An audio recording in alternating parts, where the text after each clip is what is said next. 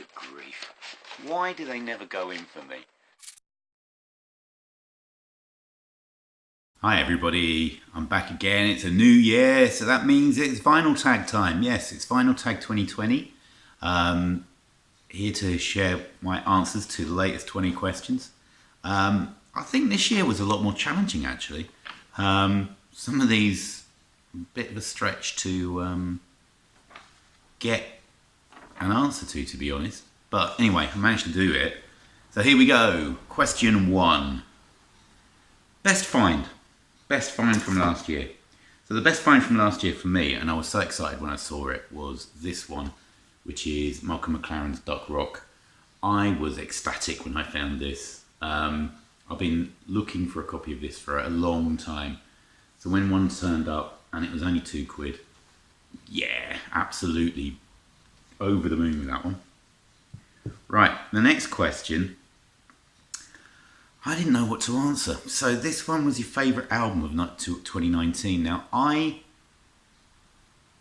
for the longest time I kept up to date with new releases and I was looking out for new bands, and then last year I just found it was getting harder and harder to find stuff I liked. I don't know, so I gave up. So I concentrated on listening to my collection. I concentrated on listening to old stuff. I mean, I bought plenty of records, but they're all old stuff, so I barely listened to anything from 2019.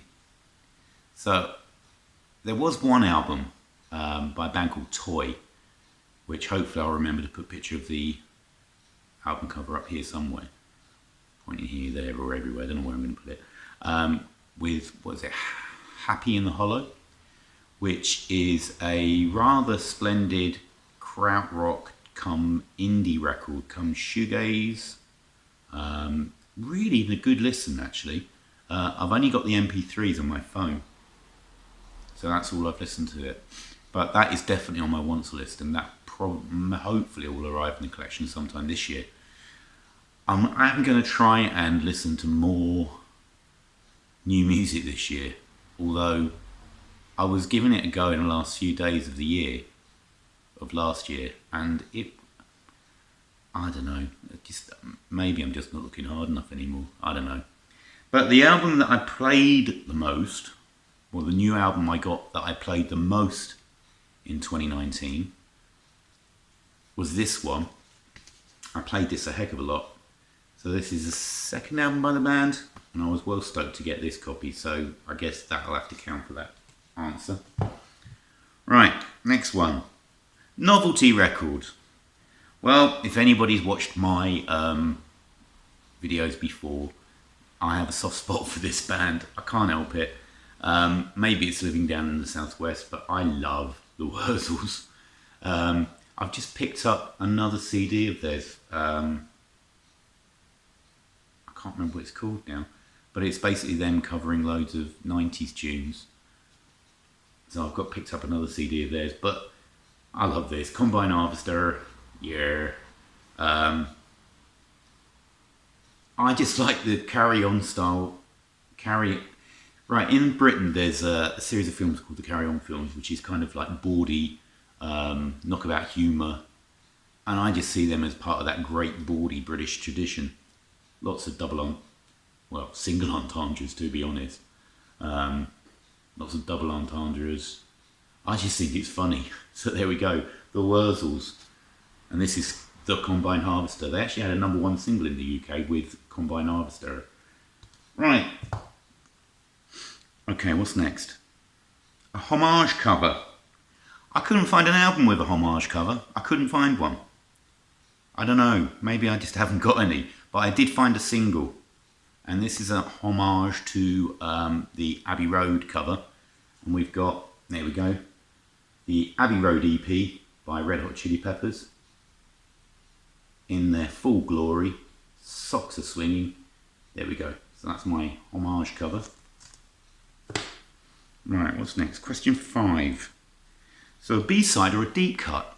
Now, I thought about this. Now, I watched Tales from the Crates tag earlier on, and he showed, I'm sure he showed Iggy or the Stooges or something, and that got my mind going. I've got a couple of albums with the same track on by Iggy, well, by the Stooges.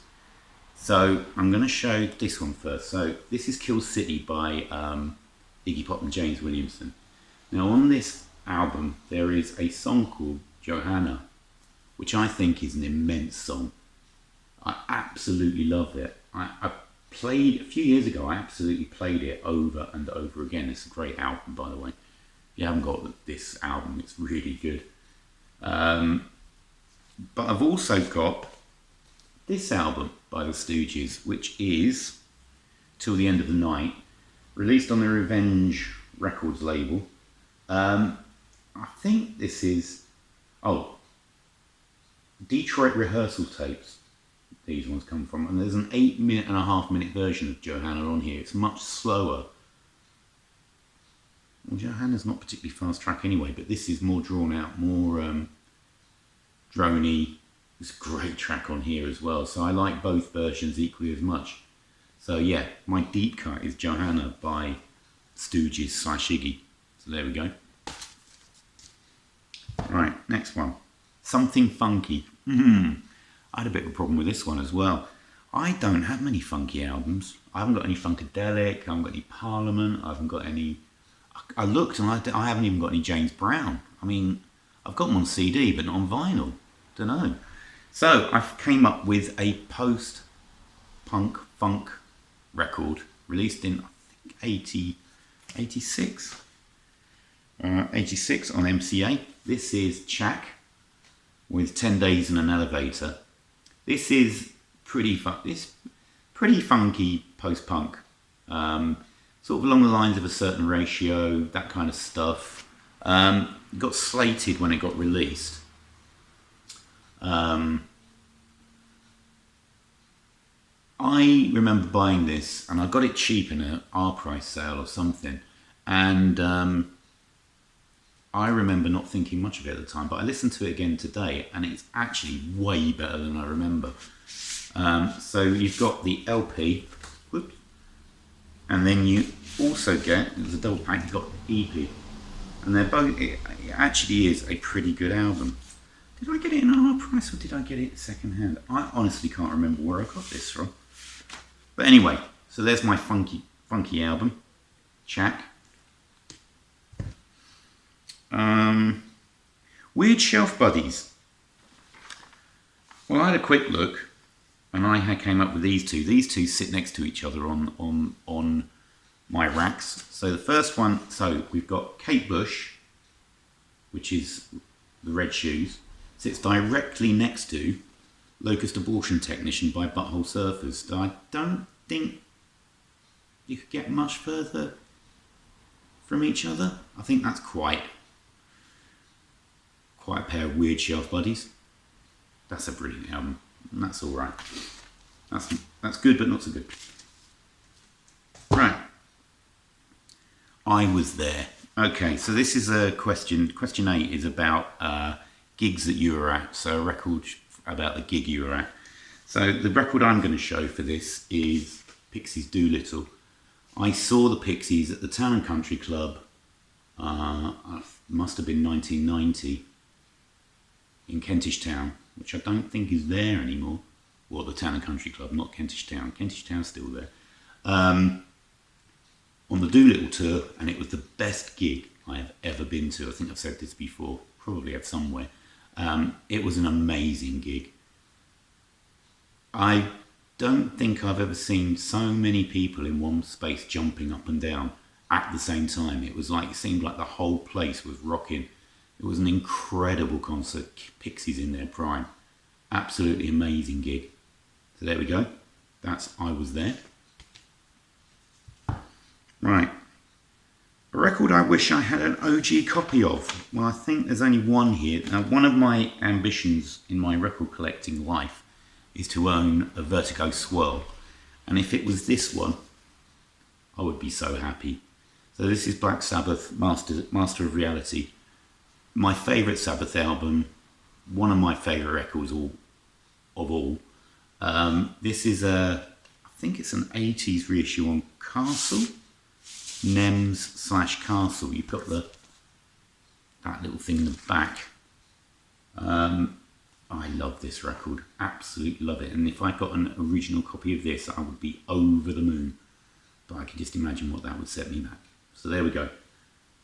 Record I would want an OG copy of.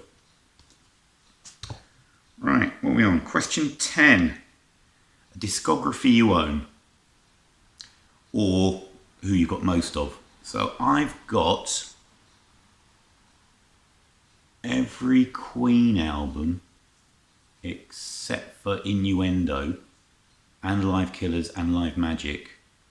So it's basically, I think, everything that was released except Innuendo during the lifespan of the band while Freddie was still alive. So I'm just representing that, their first one, Queen. Really underrated record, but I'm not choosing that as my underrated record, but good album. So yeah, Queen, I've got loads of them. I've loved them. Oh yeah, Greatest Hits I've got on as well. I've loved them since I bought the Greatest Hits. In fact, I've loved Queen since I first heard Bohemian Rhapsody on Top of the Pops in 1975, so there we go. Yeah, so Queen is the artist I've probably got the most complete discography of. So, and I've got CDs as well, so there we go. Next one, Unique Centre label. Well, I thought I'd go with Queen for this one as well, because they do have a Unique Centre label on. It appeared on a couple of their albums, maybe more than two, but I prefer the one that's on Day at the Races. So, and it's also easier to show because it's there. Hang on, there we go. So I just love that. What are you going to call it? Emblem? No. That. I love that. That. I really wish I had a t-shirt of that because I think it's gorgeous. So there we go. My favourite centre label would be Queen's A Day at the Races. I prefer it to Night at the Opera because I just think it looks better on black. There we go. Right. What else we got? Right, a pre-band. So a band that included members that went on to fame in another band, basically. So I know that Tales from the Crate Again showed Green River.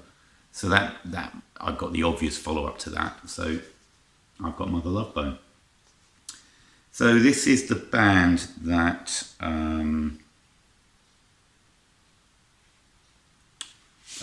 oh, there we go. This is the band that included Bruce Fairweather, Stone Gossard and Jeff Ament, who went on to form Pearl Jam. This is a fantastic record. This is, again, one of my all-time favourite records. Love this album. I picked this up. I remember when I picked this up, and I'll talk more about where I got this from when I come to the a later question. It comes up. So, but Mother Love Bone, Apple, and the Shine EP as well, which I've also got, which is fantastic as well. But that is a brilliant album, and it's got three members. Bruce Fairweather was in Pearl Jam as well, wasn't he? Sure he was. But anyway, so there we go. Right, a movie or a book? I'm going to show a movie, and I think I might have talked about the album. I've got the soundtrack album as well. But I've still got the VHS version, VHS copy of Dogs in Space, which starred Michael Hutchence, and it's all about basically the post-punk scene in, I think, Melbourne in 1978. So they worshipped Iggy, they worshipped Bowie, lots of do-it-yourself bands, lots and lots of punk bands, and it's all about a kind of doomed love story. Drugs, sex and rock and roll. It's a fantastic film. Over the years, I've seen this so many times. I think it is on DVD now. I think they finally released it. It wasn't for a long, long time, but I think they have finally released it on DVD. But there you go. My VHS copy of Dogs in Space. Fantastic film. So, an underrated album. Now, I kind of took this to mean an album, not an obscure album that nobody's heard of, although that could be argued as being underrated, but an album that maybe suffers in relation to where it places in a band's discography, or maybe it's just not appreciated as much as it should by a major band. I think it's kind of a record that should be appreciated more, but then that would be bringing obscure. I just see obscure records and where is it? I put it away. I just see obscure records. Oh, here it is. I just see obscure records different to underrated records. I don't know, maybe that's just me. So if I was going for an obscure record, I'd choose this one, which is a brilliant live album by a psychish mod band, a modish psych band from the psychedelic revival in the UK from the early 80s. This is a live album, absolutely fantastic. Twin lead vocalists, brilliant overwrought R&B, but with that psych edge to it. Fantastic band, The Plain Jane. They did do another studio album, but I don't have that, so maybe I'll have to get that. But if I was going to choose an underrated album that suffers, maybe its reputation isn't as high as it should be, I'd choose this one. So this is Simple Minds, Sparkle in the Rain. So this is widely considered in the UK at least to be where Simple Minds basically became a bombastic stadium rock band who lost their soul, especially after New Gold Dream came out, which is a fantastic album as well. I love this album. I've always loved this album since I first heard it. The drumming on here by Mel Gaynor, I think, is incredible. I mean, I'm not a drummer, but the drums sound amazing. Brilliant songs, throbbing synth, great rhythm section, real good lyrics, carry an emotional heart to the record, and there's this clatter to it. It's like Simple Minds were looking like the Waterboys for the big music, and on here I think they followed it, they came to it in a much better way than they did on their albums that went after this, like Live and Kicking, and I've forgotten what the one after that was, but I think this is a brilliant stadium rock band album, and it's arguably their best album. New Gold Dream is fantastic, but possibly my favourite album, possibly. Just love Up on the Catwalk so much, and Waterfront. They even cover Street Hassle by Lou Reed, and I like it, so there we go. Brilliant album, Sparkle in the Rain, underrated record. Right, next one. Batting Average.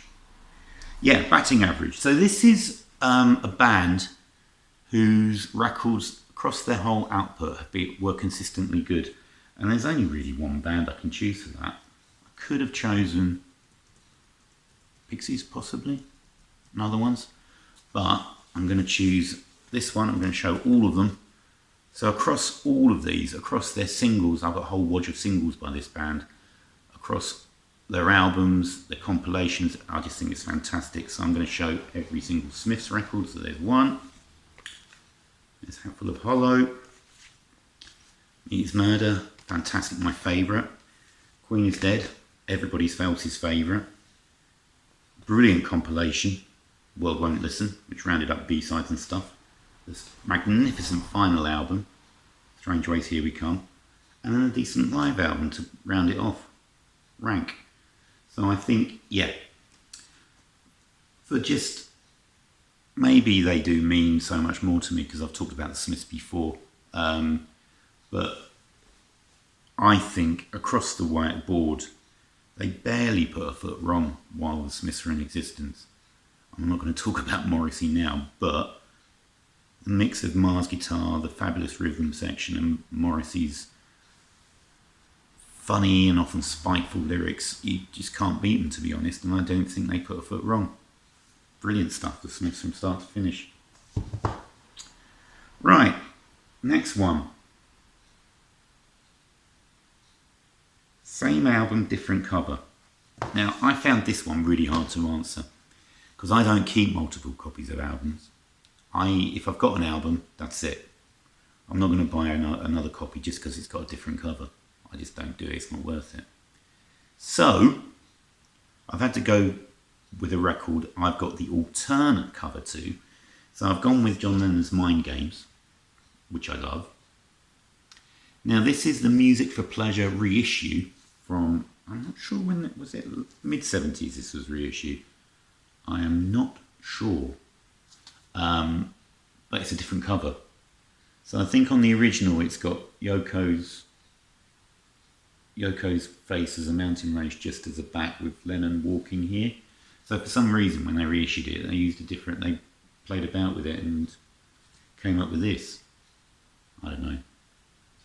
But there's an alternative cover. So there we go. Answered that one. Kind of. Right, what have we got next?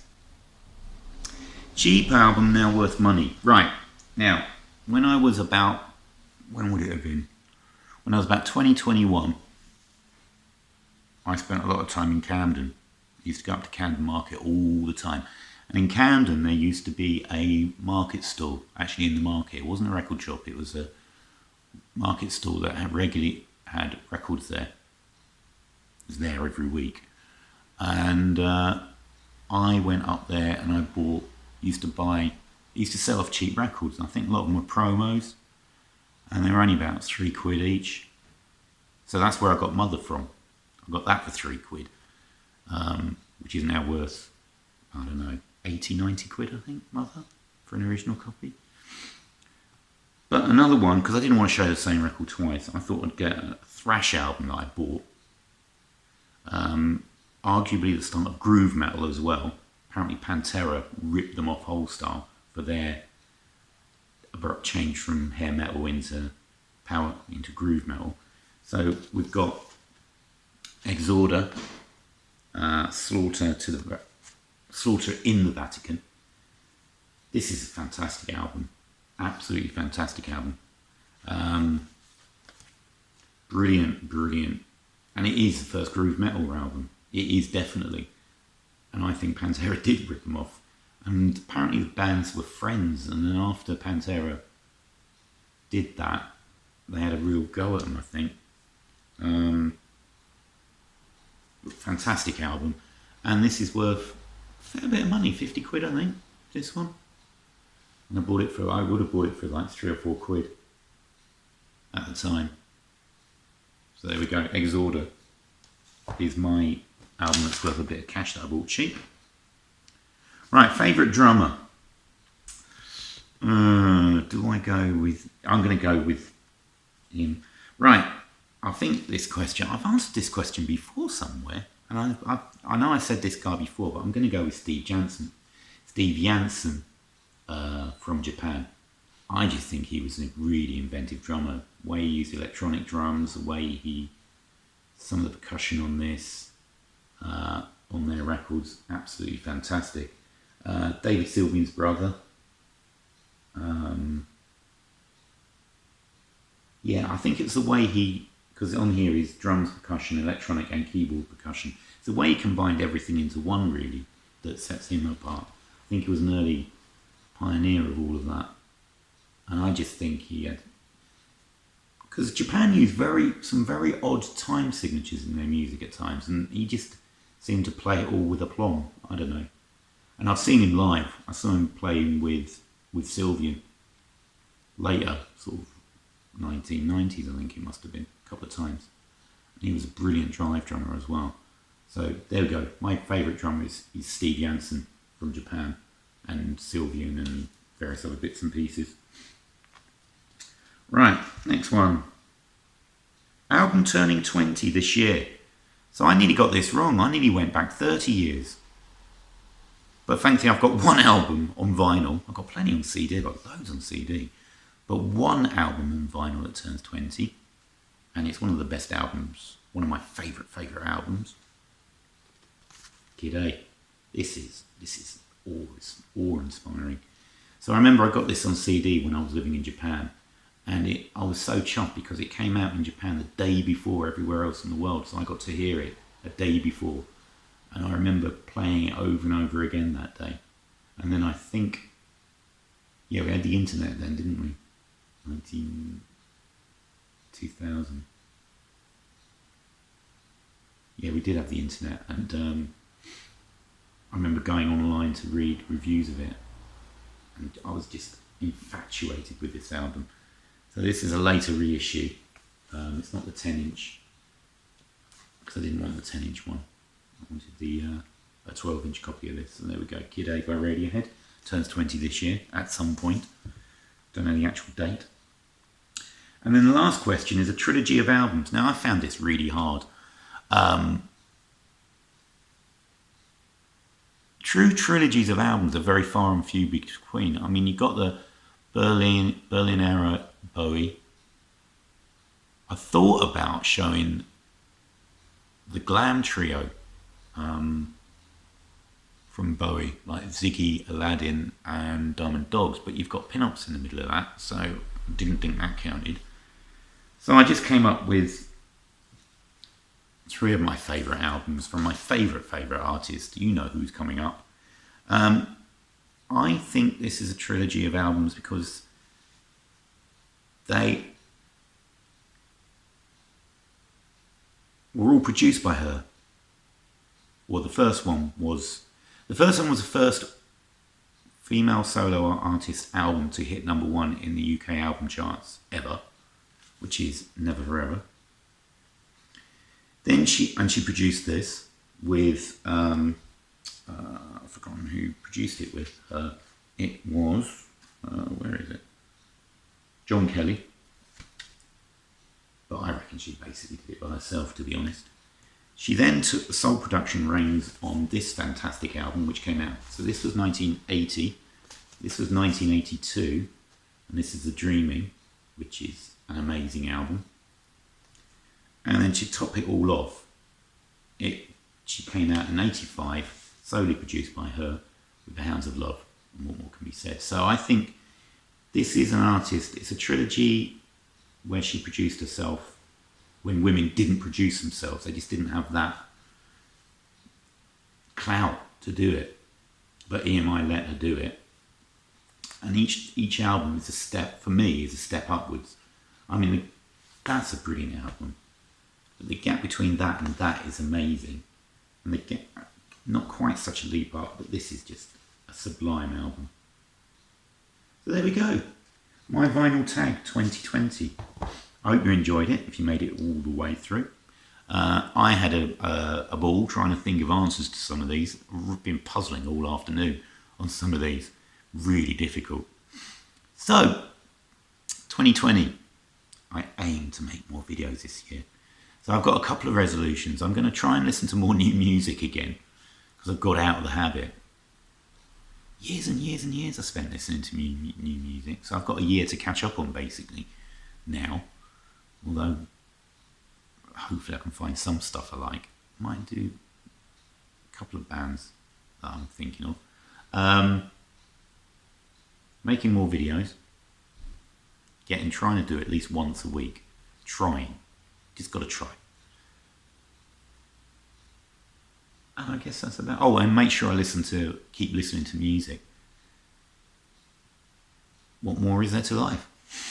So there we go. That's it for that. I'll see you all again soon in my next video. Hopefully very, very soon.